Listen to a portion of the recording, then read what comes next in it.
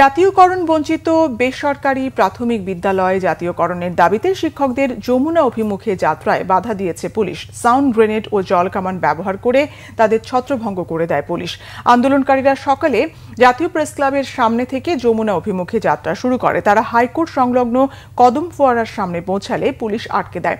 এ সময় তাদের ছত্রভঙ্গ করতে জল কামান ও 1 রাউন্ড সাউন্ড গ্রেনেড নিক্ষেপ করে পুলিশ। পরে আন্দোলনকারীরা পিছিয়ে আবার প্রেস ক্লাবের দিকে চলে যান। প্রাথমিক ও গণশিক্ষা মন্ত্রণালয়ের কনসালটেশন কমিটির সুপারিশ অনুযায়ী জাতীয়করণের দাবিতে এই কর্মসূচি তাদের। বেসরকারি প্রাথমিক বিদ্যালয় সাধারণ শিক্ষক ঐক্য পরিষদের ব্যানারে দেশের বিভিন্ন জায়গা থেকে প্রায় 1000 খানেক শিক্ষক এতে অংশ নেন।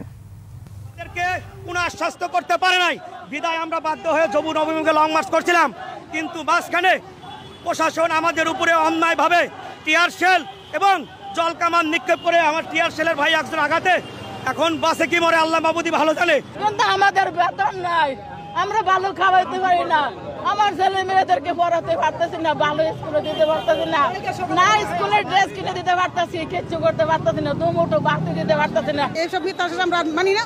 আমরা এবার ঘোষণা নিয়ে তারপর বাড়ি ফিরবো, নইলে আমরা এখানে রাস্তায় জীবন দিব।